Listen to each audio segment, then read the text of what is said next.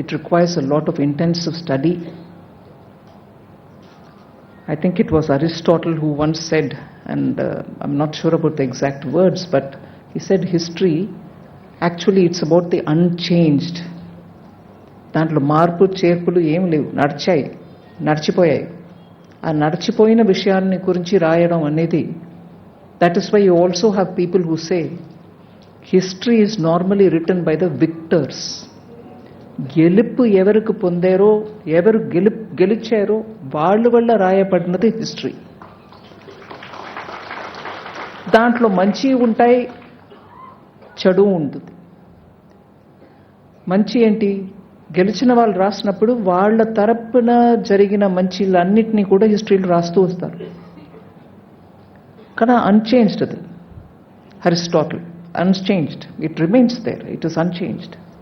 Nobody can change it. What happened, happened. But దాన్ని రాస్తున్నవాడు గెలిచిన వాడైతే he writes it in one glorious way. But there are others who are not part of the victorious. వాళ్ళని different లాంగ్వేజెస్లో, వాళ్ళ different ఇంటర్ప్రిటేషన్లో హిస్టరీని రాస్తారు.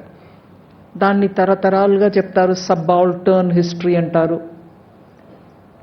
ఇంటర్ప్రిటేటివ్ difference అంటారు. So history book రాయడం అనేది చాలా కఠినమైన exercise. It cannot receive ready acceptance by everybody. So majority history రాసేవాళ్ళు చాలా సంకోచించి రాస్తారు. కొన్ని అంశాలు రాస్తారు, అన్ని అంశాలు రాయరు. కానీ అక్కడ కూర్చున్నప్పటికీ నాకు అనిపించింది, the title of the book is it's a glimpse of world history. Glimpse అనేది ఎందుకు చెప్తున్నారంటే, ఇంత ఉన్న హిస్టరీని వారు చెప్పినట్టు ఒక 300 odd పేజెస్లో కండెన్స్ చేసి రాసినప్పుడు it becomes only a picture, small picture. So it's a glimpse. కానీ వారు మాట్లాడుతున్నప్పుడే వారు ఎంత ఇన్వాల్వ్డ్ అయిపోయి, టోటలీ దాంట్లో నిమగ్నం అయిపోయి, ఎక్స్పాన్సివ్గా హిస్టరీని రాయదలుచుకుని దాంట్లో ఉన్న ఎస్సెన్స్ని మాత్రం 360 odd పేజెస్లో రాశారు. బట్ వారు మాట్లాడుతున్నప్పుడు మనకు స్పష్టంగా తెలుస్తుంది ఎంత involved, he soaked himself in it. మంచిగా నాని తేలి బయట వచ్చి రాశారు బుక్.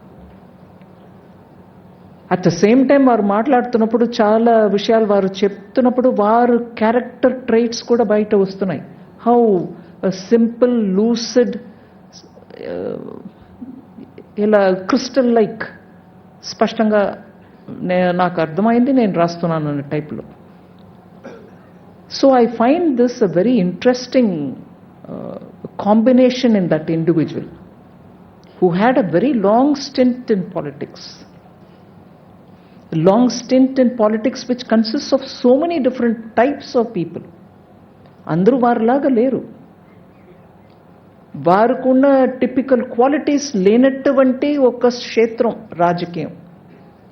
దాంట్లో 5 terms MLA, 2 terms of member of parliament, by which time వారు పర్సనాలిటీయే మారిపోయి ఉండాల్సింది. కానీ మారలా. He remained himself. And as a result, today, when he sits to do this kind of a very demanding exercise, he's managed to bring out the best, a glimpse of the world history.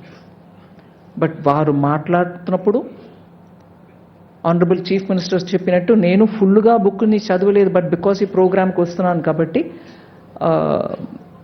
digital version lo I rapidly went through some sections which interested me.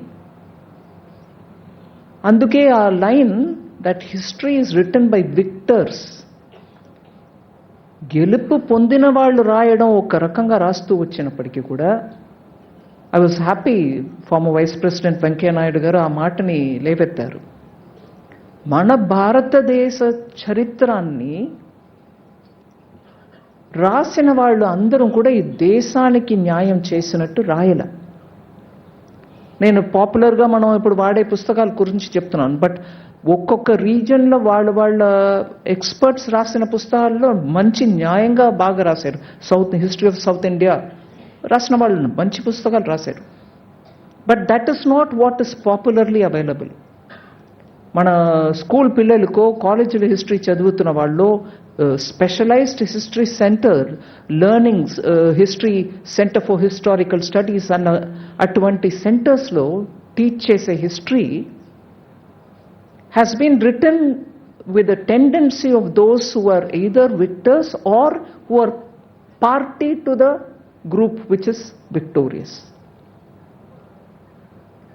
అందువల్ల భారతదేశం ఒక చరిత్ర will still have to be written not once but by many scholars.